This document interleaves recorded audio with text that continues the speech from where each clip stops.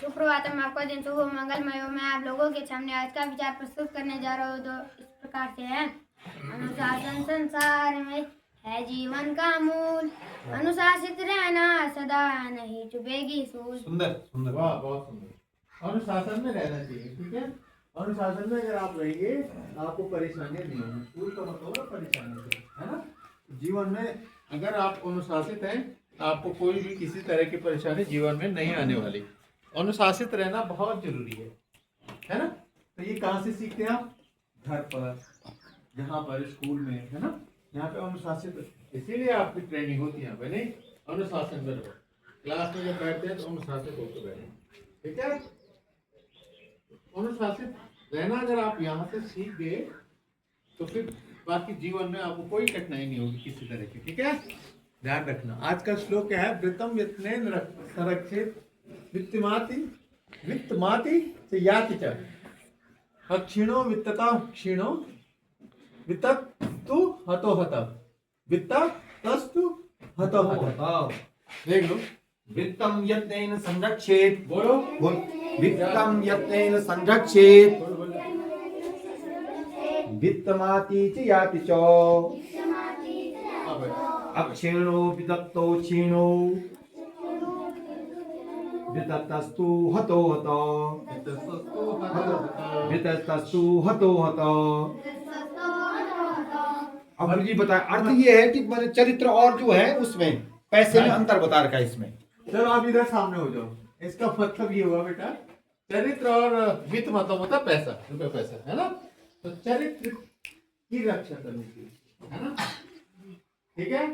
एक बार चरित्रहीन हो गया कोई तो उसको दोबारा सही नहीं किया जाता। और पैसा तो एक बार चला गया फिर आ जाएगा। वित्त माति से याति च, धन क्या है? आता जाता रहता है, लेकिन चरित्र का सही तरह से, शरीर को सही तरह से सुरक्षित रखना चाहिए। चरित्र का मतलब हुआ आपका अपना व्यवहार, आपका आचार व्यवहार, है ना। दूसरे के साथ किस तरह का आपका व्यवहार होता है ना। तो चरित्र की रक्षा करनी चाहिए, यत्न करके भी चरित्र की रक्षा करनी चाहिए।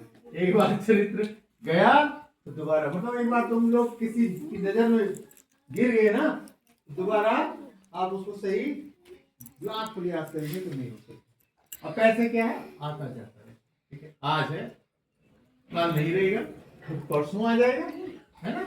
तो धन का आपको इस तरह से धन का क्या है? आना जाना लगा रहता है, ठीक है। कभी है कभी नहीं है, लेकिन चरित्र को हमेशा पूरी शिद्दत के साथ, पूरी मनोयोग से उसकी रक्षा करनी चाहिए। मैं कहीं से किसी की नजर में ना गिर जाऊं, गुरु जी की नजर में ना गिर जाऊं, है ना, माँ बाप की नजर में न गिर जाऊं, समाज की नजर में न गिर जाऊं। ऐसा मैं कोई काम न करूं कि मेरे चरित्र पे कोई लांछन हो, ठीक है ना। ऐसा मैं कोई काम न करूं कि गुरु जी मुझे कहे कि तू काम चोर है, तू काम नहीं करता है ना। तो उसको आपने यत्न से उसको संरक्षित रखना चाहिए, अपने आप को अच्छा बनाए रखना चाहिए। भला अगर गुरु जी ने कह दिया या पेरेंट्स ने कह दिया, समाज में किसी ने कह दिया कि आपको ये काम करना, तो उसको करो, प्रयास करो, जो आपके बस में है उसको करने की कोशिश करो, ठीक है। एक बार आप नजर में गिर गए तो दोबारा उठने की कोशिश करेंगे भी ना, फिर भी एक रहेगा क्वेश्चन मार्क। सुन रहे हो, एक प्रश्न चिन्ह रहेगा, अरे नहीं है वो उसकी बात करें, वो नहीं कर पाएगा इस काम को, है ना। तो इसलिए हमको चरित्र की यत्न से रक्षा करनी चाहिए, उसको बनाए रखना चाहिए। पैसा तो आता जाता है ना, पैसा आएगा जाएगा, लेकिन चरित्र की अच्छे से रक्षा करनी चाहिए, उसको सुरक्षित रखना चाहिए, उसको उस पर ध्यान देना चाहिए। अच्छे काम करना, अच्छा बोलना, अच्छा आचार व्यवहार रखना, सबके साथ प्यार प्रेम से रहना, ठीक है। स्कूल में जो जो चीजें बताई जाती है उसको ध्यान से सुनना, है ना।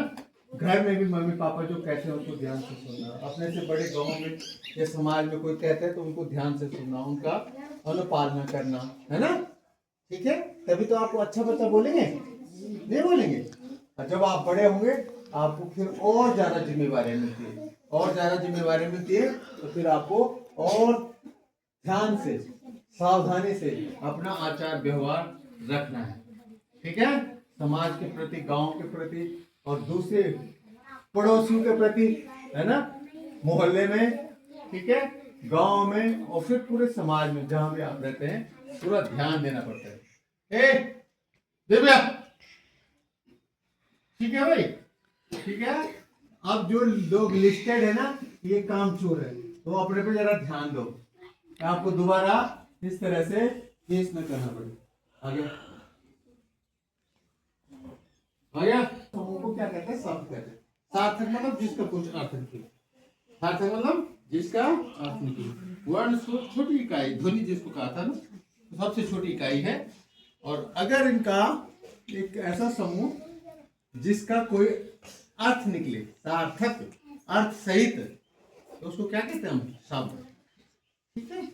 तो आज वो वर्णों के बारे में, हिंदी व्याकरण के बारे में कल भी था एक सवाल, एक जीके का प्रश्न कल भी था कि सबसे छोटी इकाई क्या होती है? वर्ण होती है, यानी ध्वनि। और वर्णों के सार्थक समूह को क्या कहते हैं? उस वर्ण समूह को जो सार्थक हो, जिसका कुछ अर्थ निकलता हो, उसको हम कहते हैं शब्द। क्या कहते हैं? शब्द। वर्ण के बाद शब्द हो गया। डेली ब्लैक बोर्ड आप देख लीजिए वहां पे 1956 1956 और डेट है आज 18 फरवरी 2026 और दिन है आज वेडनेसडे, बुधवार। और आज का विचार देखो, काम को टालना असफलता की पहली सीढ़ी है। जब हम काम को कल पे टालते हैं ना बेटा, कल भी थॉट आया था, कल करे तो आज कर, आज करे तो अब, कल में पल्ले होगी बहुत करोगी तब। अगर हम टालने की आदत हमें आ जाती है, ये असफलता की समझो पहली सीढ़ी, मतलब हम जीवन में असफल होंगे। जब हम अगर अपने काम को टालते रहेंगे तो असफल होने की गारंटी। ठीक है, इसलिए हमको अपना काम कल पे नहीं टालना है। आज का काम आज ही कर लो, ठीक है, अभी कर लो, ठीक है, ठीक है। कल पे मत टालो, कल पे बिल्कुल नहीं टालना।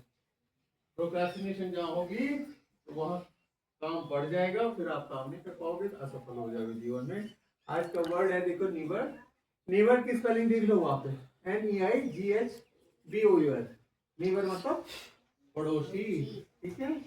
प्रतिवेशिका, प्रतिवेशिका, देखो संस्कृत में कितना अच्छा वर्ड है उसके लिए, प्रतिवेशिका, ठीक है।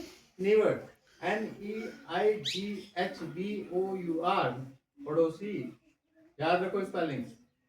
आज का जीके, भारत के स्थलीय पड़ोसी देश कौन कौन है?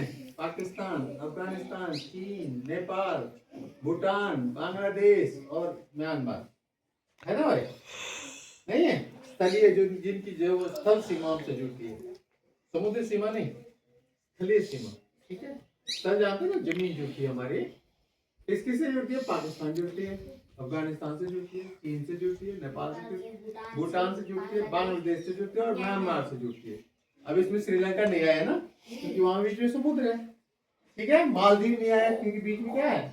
समुद्र है, और समुद्र पे हमारा अधिकार है, तो वो जलीय सीमा उनके साथ जुड़ती है। जल है वहां बीच में, नहीं है? बीच में क्या है? जल, इसलिए उसको स्थलीय सीमा कहा है। और आज स्पेशल देखो, आज रामकृष्ण परमहंस जी की जयंती है। रामकृष्ण परमहंस की जयंती है, ठीक है। और सत सत नमन ऐसे महापुरुषों को जिन्होंने हमारे समाज को, हमारे देश को एक नई दिशा दी है, एक नई दिशा दी है, ठीक है। जरा इनके बारे में सुन लेते हैं। रामकृष्ण परमहंस कौन हुए, बचपन का नाम क्या था, कब जन्म हुआ, कौन सी जगह जन्म हुआ, क्या क्या किया उन्होंने, ठीक है। उनके बारे में भी हम पढ़ेंगे, अभी पढ़ेंगे ना, और आप ध्यान से सुनेंगे, ठीक है। और उससे पहले आज का ब्लैक बोर्ड खत्म कर देते हैं। यहाँ पे प्रेरणा बने तनु और सूरज बने सार्थक, दोनों बच्चों को बधाई, साफ सुथरे होके आए हैं, ठीक है। अब सुनो रामकृष्ण परमहंस जी का पूरा नाम, रामकृष्ण परमहंस था, ठीक है। अन्य नाम इनका गदाधर था, बचपन में इनको क्या बोलते थे? गदाधर या भीतरा, गदाधर, है ना। और जन्म आज ही के दिन 1836 ईस्वी में हुआ था। कब हुआ था? 1836 ईस्वी। और जन्मभूमि है कामारपुरकर, ठीक है, हुगली जिला है, और पश्चिम बंगाल में जन्म, हुगली जिला है ना, पश्चिम बंगाल का हुगली जिला। अभी मैं पूछूंगा आपको, है, ठीक है, ध्यान रखना। कामारपुर वो कल ही अब थोड़ा मैंने कामा कर पाते हैं बच्चे नहीं कर पाते लेकिन कुकुर, वो ही हुआ उसका गाँव। तैयारी परसों का तो था नहीं। हुगली जिला और पश्चिम बंगाल, ठीक हो गया, राज्य पश्चिम बंगाल, हुगली जिला हो गया। और मृत्यु हुई थी 16 अगस्त तैयार होता ही नहीं होता 1886। अब अब मृत्यु स्थान वही कलकत्ता, अब तो हम उसको कोलकाता बोलने लगे। इनके अभिभावक कौन है? खुदीराम मैं ये चाह रहा था ना चट्टोपाध्याय। 2 मिनट के लिए मैंने और पत्नी का नाम है शारदा माई। और इनका कार्यक्षेत्र तो शांत थे। क्या थे ये? संत थे और विचारक, ध्यान रखना। और इनको जो उपाधि मिली वो परमहंस की उपाधि, ठीक है ना? इसका तो भारतीय थे। और विशेष क्या हुआ इनके साथ, सुन लो ध्यान से, हैं?